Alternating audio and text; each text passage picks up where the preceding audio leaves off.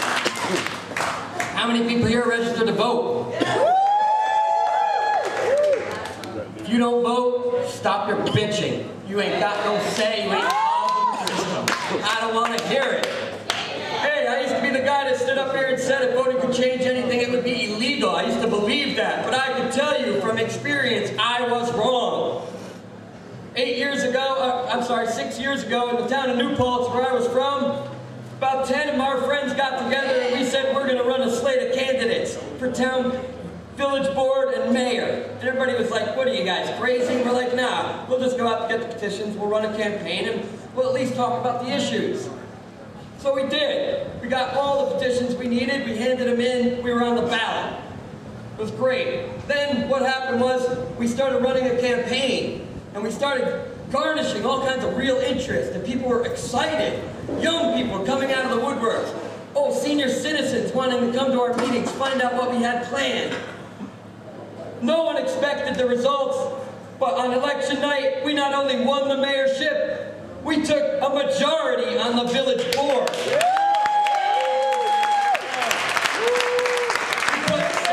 put solar panels on our village hall. We changed from dumping chlorine into our garbage, into our shit, and dumping it into the Wallkill River. We now send it through reed beds. We will not let the county trucks come into the village of New Paltz unless they convert to biodiesel. We don't want them polluting our village. These are the kind of rules and regulations that you and me can make if we become the change that we all need. This change is not going to happen without us. If it's not us, who's it going to be? If we don't do it now, when? How much worse can it get? We have to be the change, and I don't want to find out either, brother. I don't want to find out either. I want to make this country what it should be. People say to me, if you don't like this country, why don't you leave? I love my country. I am proud of my country. I'm ashamed of my government.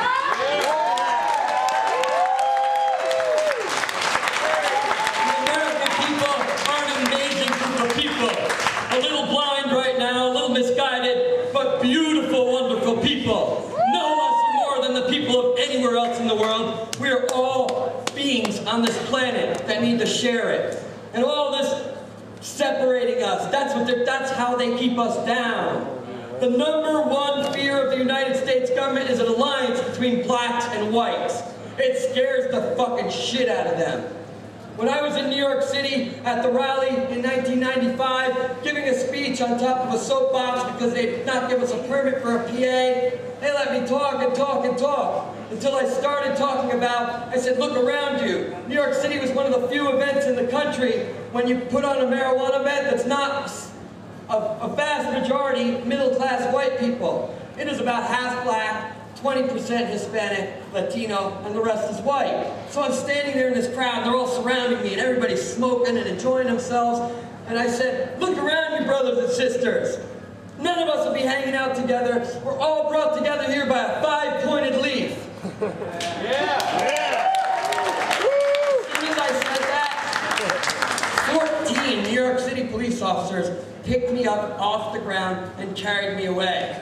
My mom, my family had to watch it on the 6 o'clock news. There's, you know, the news guys chasing me going, what'd you get arrested for? And I'm yelling, talking! This is where our country's going. Like, this freedom we're all experiencing, this is how it's supposed to be. This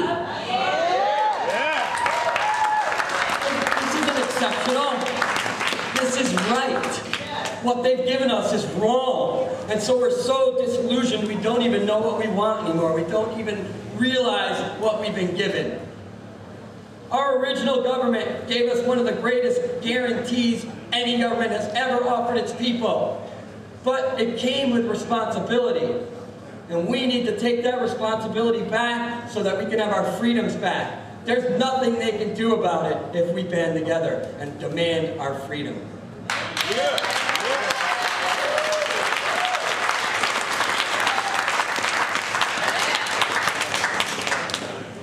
So, I'm getting a little hoarse. I don't have a whole lot more to say. I'm just really amazed once again. What an honor it is to have Ed Rosenthal and Jack Hare here, huh?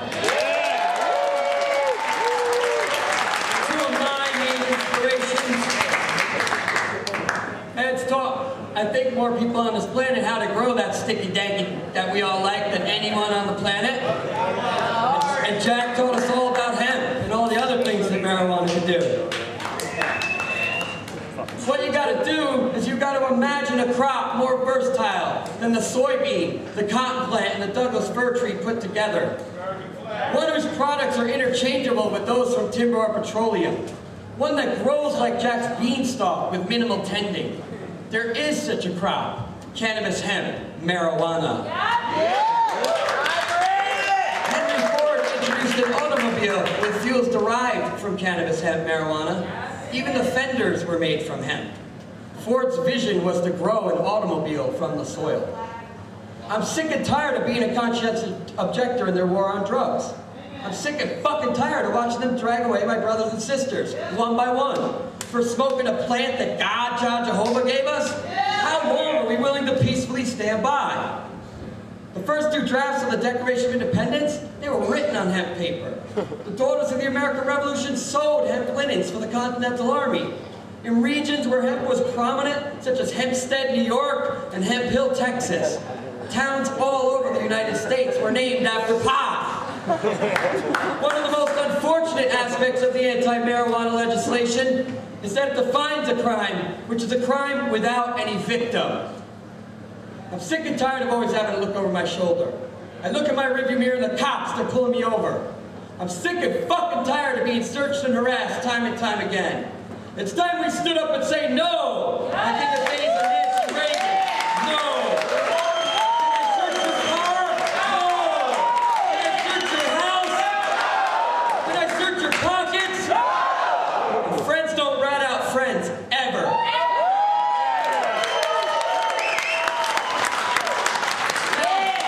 I do have to clarify one thing. I had a guy come up to me 2 years ago and he says, "Dude, what the fuck, man? You teach people how to know your rights and then you search everybody. What the fuck?" This is private land. When you're out in public, you have rights as a public citizen. When you're invited onto private land, I can require rules for you to follow. If you choose not to follow them, you can leave. Those are the choices. Now, obviously, one of the reasons we do the search is we want to make sure people are safe. You obviously know what we're not looking for.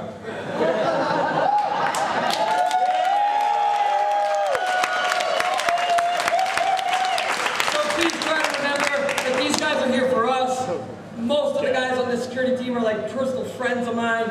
They're here to protect us. If you need them, ask them. If one of them does something wrong, let us know. There's always, one bad apple in the crew, but for the most part, these guys are amazing.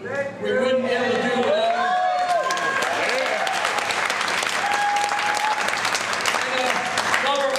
Folks, has anyone ever seen a venue like this?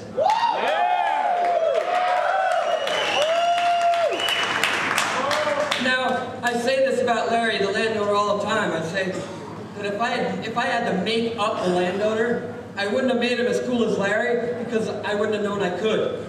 I mean, the man has gone above and beyond several times. There's been a lot of bumps in the road in the permit process this year and trying to make this event grow and get you all here. And the land took a lot of the hits.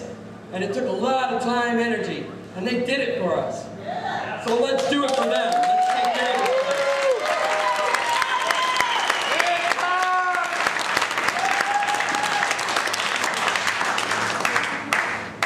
So I'm totally running out of voice and things to say. I still have a tiny bit of time, so I'm going to have a friend of mine who I've known